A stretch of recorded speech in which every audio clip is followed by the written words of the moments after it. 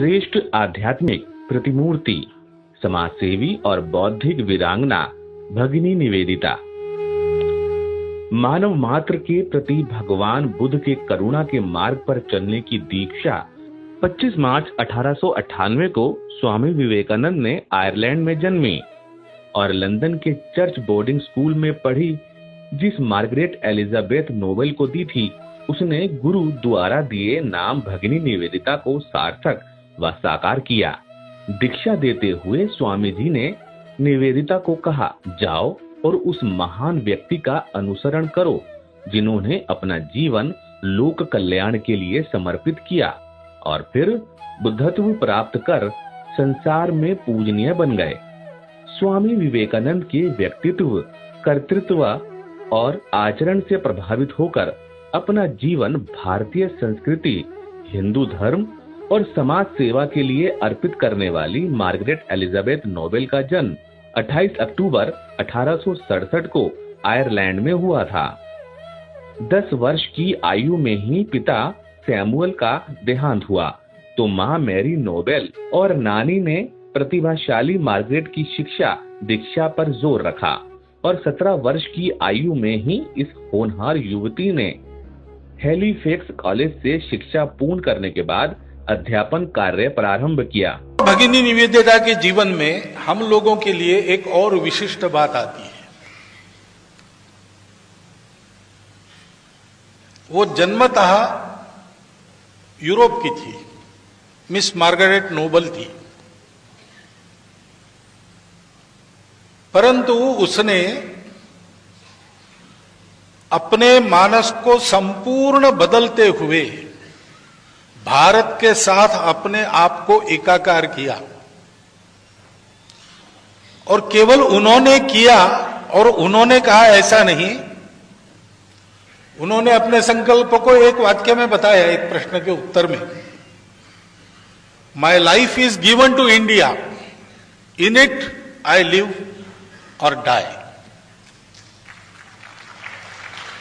और उनके समाधि के पश्चात वहां पर जो लिखा है वो हम पढ़ते हैं तो सारे भारतवासियों ने उनके इस प्रयास का जो मूल्यांकन किया है वो मिलता है। वहां पर लिखा गया है, here repossess sister Nivedita who gave India her all. जो उन्होंने कहा वैसा उन्होंने किया, भारत के साथ संपूर्ण तन्मयता प्राप्त की, इसकी साक्षी भारत की जनता है। ईसाई मत के परिवेश में रहते हुए भी उन्हें भारतीय सनातन धर्म, संस्कृति और वैदिक मार्ग प्रेरित करता था। उनके मन में धर्म के बारे में जानने की बहुत जिज्ञासा थी। भारत को खोजने और जानने की जिज्ञासा ने मार्गरेट के जीवन में निर्णायक मोड़ 1895 में तब साकार हुआ जब लंदन में उनकी स्वामी विवेकानंद से प्रथम भेंट हुई। स्वामी जी के उदात्त दृष्टिकोण, उदार विचार और अनुकरणीय आचरण ने इस साधिका के मन में भारत को कर्म भूमि बनाने का भाव पक्का कर दिया। दीक्षा गुरु स्वामी विवेकानंद जी के सानिध्य में भगिनी निवेदिता ने भारतीय संस्कृति, परंपरा, हिंदू धर्म रूपी जीवन पद्धति व भाषा इत्यादि का गहन अध्ययन और मनन किया। स्वामी जी ने निवेदिता को भारतीय इतिहास, दर्शन शास्त्र, साहित्य, आम जन जीवन, सामाजिक रीतियों और महान व्यक्तित्वों के विषय में बताया। इस तरह भगिनी निवेदिता ने न केवल सैद्धांतिक रूप में ग्रंथों और पुस्तकों के माध्यम से, बल्कि भारत के ओर छोर की यात्रा और प्रवास के माध्यम से एक एक चीज को जाना, समझा और अपनाया।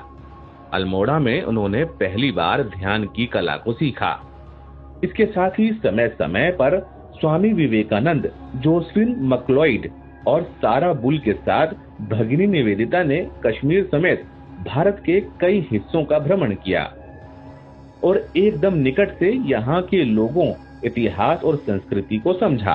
अपने गुरु स्वामी विवेकानंद के साथ भारत भ्रमण करने के बाद अंततः भगिनी निवेदिता कलकत्ता में बस गईं और उन्होंने एक बालिका विद्यालय स्थापित कर अध्यापन कार्य शुरू कर दिया। किशोरावस्था में ही शिक्षिका, लेखिका और पत्रकार की पदवी अर्जित करने वाली भगिनी निवेदिता ने भारत में अपनी इन सभी भूमिकाओं को बखूबी निभाते हुए स्वामी विवेकानंद की शिक्षा, रामकृष्ण मिशन के उद्देश्यों, भारत की स्वाधीनता और स्वदेशी आंदोलन को प्रभावी स्वर दिया।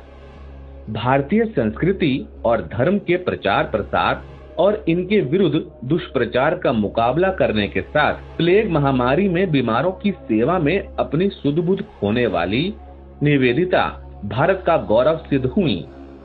विदेश में जन्म कर वहां के संस्कार पाए हुए एक व्यक्ति ने अपने भक्ति बल पर ये किया है, तो क्या हम करोड़ों भारतवासी आज के तारीख में स्वतंत्र देश में अपनी भक्ति इतनी नहीं बढ़ा सकते कि हम में से प्रत्येक का जीवन भारत के साथ तन्मय हो जाए? ये हमारा कर्तव्य बनता है। उस कर्तव्य के आदर्श के रूप में भगिनी निवेदिता हमारे सामने है।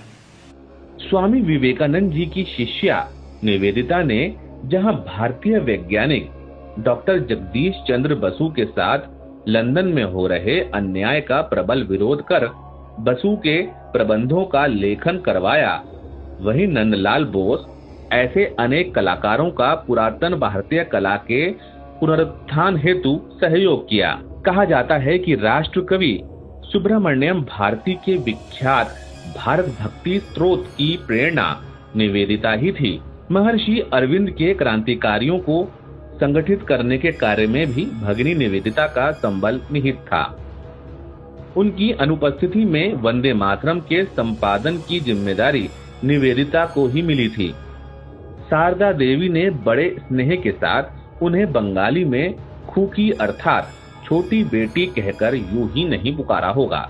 शिक्षा दान के साथ समाज सेवा का पुण्य कार्य, भारत की स्वतंत्रता की चिंता के साथ ही भगिनी निवेदिता ने प्राचीन हिंदू आदर्शों को शिक्षित लोगों तक पहुंचाने के लिए अंग्रेजी भाषा में पुस्तकें लिखी और घूम घूम कर अपने व्याख्यानों के द्वारा हिंदू धर्म और वैदिक वाङ्मय का प्रचार प्रसार कर अपने गुरु स्वामी विवेकानंद जी की आशा और अपेक्षाओं पर खरा उतरने का कार्य किया। आज एक भारत श्रेष्ठ भारत के स्वामी विवेकानंद जी के संकल्प के साथ नए भारत में नई पीढ़ी बहुआयामी व्यक्तित्व की धनी एक श्रेष्ठ आध्यात्मिक प्रतिमूर्ति, समाजसेवी, बौद्धिक वीरांगना और कर्तव्य के लिए जीवन अर्पित करने वाली भारत माता की अमर पुत्री भगिनी निवेदिता की पावन स्मृतियों पर उनको हार्दिक नमन करती है।